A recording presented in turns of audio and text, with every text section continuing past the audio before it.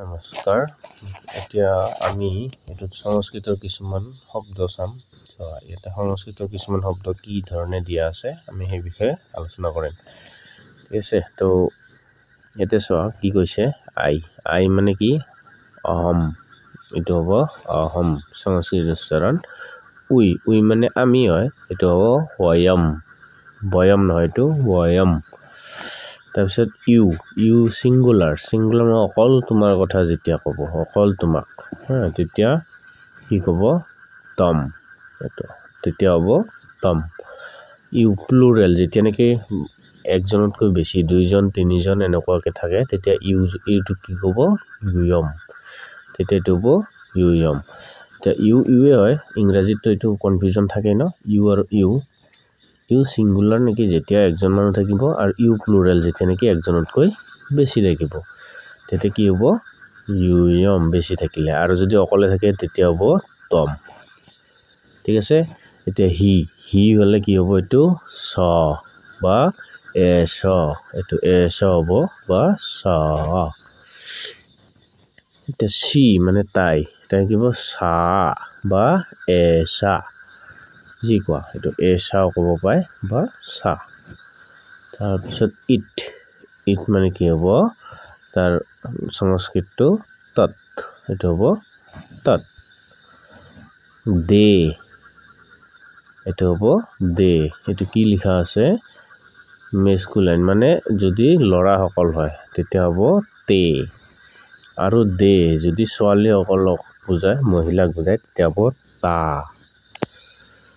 তাৰপিছত দে নিউটাৰ তাৰমানে এটো দে বুলি ক'লে এটো যদি সকলোকে বুজায় লৰা ছোৱালী যদি সকলোৱে হৈ থাকে মিক্স হৈ থাকে তেতিয়া হ'ব তানি হল তাৰপিছত হু এটো চোৱা এটোত হু মানে কি দি আছে যদি অকল বয়স বা মহিলা পুৰুষ থাকে তেতিয়া হ'ব কহ এটো হ'ব কহ এটা হু ফেমিনিন মানে মহিলা যদি থাকে তেতিয়া হ'ব কা এটো হ'ব কাউৰীয়া কা নহয় এটো অকল কা ঠিক আছে তো হোৱাট মানে হয়তো হ'ব কিম সংস্কৃতত হ'ব কিম আৰু হোৱেন বুলি ক'লে কদা আমি কওঁ ন হোৱেন মানে কেতিয়া বুলি কয় কদা এটো কদা ঠিক আছে হোৱাই হলে কিমৰ্থম সংস্কৃতত হ'ব কিমৰ্থম হুৱেৰ হলে কুত্ৰ from where কুতহ how কথম তাৰপিছত how much কতি তাৰপিছত ইউ অকল পুৰুষক বুজালে ইউ তেতিয়া হ'ব ভৱান সেইটো আৰু যদি ইউ মহিলাক বুজায় এইটো চোৱা ওপৰত আছিলে ইউ সিঙ্গুলাৰ যদি একজনক বুজায় এইটো লৰা ছোৱালীৰ কথা কিন্তু কোৱা নাই আৰু ইয়াতে ইউ প্লুৰেল বুজায় এটা লৰা ছোৱালীৰ কথা কোৱা নাই কিন্তু ইয়াতে কিন্তু ইউ আৰু ইউত লৰা ছোৱালীৰ কথা কৈ দিছে পুৰুষ আৰু মহিলাৰ কথা কৈ দিছে ওপৰৰ ইউটোত কি আছে পুৰুষৰ কাৰণে আৰু তলৰ ইউটোত মহিলাৰ কাৰণে ঠিক আছে তো যেতিয়া নেকি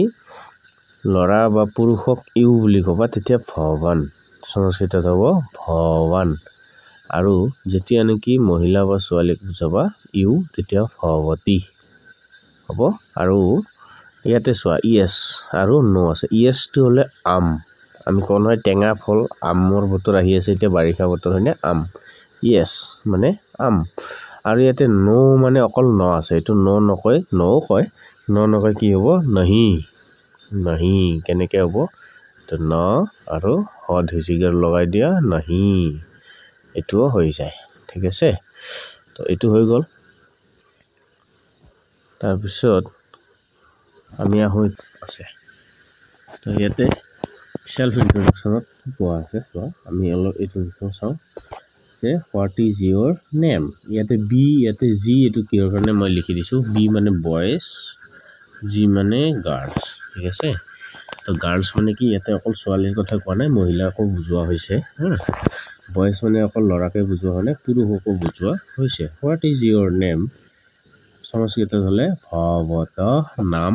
কিমস্তি আৰু যদি ছোৱালী হয় তেতিয়া ভৱত্যা ভৱতৰ ভৱত্যা এইটোৱে হ'ব ভৱত্যা নাম কিম আৰু ভৱতৰ নাম কিম মস্তি ঠিক আছে কিম মস্তি কয় বা কিম মস্তি হওক আৰু মাই নেম ইজ প্ৰণৱ তেতিয়া মম নাম Pranab what does your father do তোমাৰ দেউতাই কি কৰে তেতিয়া সংস্কৃতত কি হ'ব ভৱত পিতা কিম কৰতি भवत पिता किम करती तुम्हारा पिताजी क्या करते हैं বা তোমাৰ দেউতাই কি কৰে ঠিক আছে ভৱত এতিয়া চোৱা ইয়াতে বয়সৰ কথা যদি ছোৱালীক বুজোৱা যায় তেতিয়া ভৱত্যা পিতা কিম কৰতি হ'ব my father is a farmer তেতিয়া কি হ'ব মম পিতা কৃষকः अस्ति তাৰপিছত I am coming from Kahibari village এইটো মই যেনিবা এটা দি দিলোঁ গাঁৱৰ নাম I am coming from Kahibari village মই ক'ৰ পৰা আহিছোঁ কাহিবাৰী গাঁৱৰ পৰা আহি আছোঁ এতিয়া অহম কহিবাৰী হৈ আছে এইটো নহয় কাহিবাৰী গ্ৰামাত আগচ্ছামি হ'ব তাৰপিছত আই ৰিড ইন ক্লাছ হয়তো কোনোবাই 6 কোনোবাই 7 কোনোবাই 8 যোনে যিটো আই ৰিড ইন ক্লাছ 8 যদি কওঁ অহম তেতিয়া এইকেইটা কাটা যাব অষ্ট কক্ষায়াম পঠামি অহম সপ্ত কক্ষায়াম পঠামি অহম ষষ্ঠ কক্ষায়াম পঠামি 6 হলে ষষ্ঠ 7 হলে সপ্ত 8 হলে অষ্ট তাৰপিছত I am 7 years old 8 years old 9 years old 10 years old তে তুমি যদি কোৱা I am 9 years old মানে কি মই 9 বছৰ মোৰ এতিয়া বয়স কিমান 9 বছৰ যদি মই এইটো ক'বলৈ যাওঁ অহম নৱ বৰ্ষীয় अस्मि হ'ব দিস ইজ মাই ফ্ৰেণ্ড যদি বয়সে কয় দিস ইজ মাই ফ্ৰেণ্ড এইটো এওঁ মোৰ বন্ধু তেতিয়া কি হ'ব এষ মম মিত্ৰম এইটো মিত্ৰম আৰু যদি ছোৱালীৰ ক্ষেত্ৰত বুজায় ইংলিছততো একেই বুজাইছে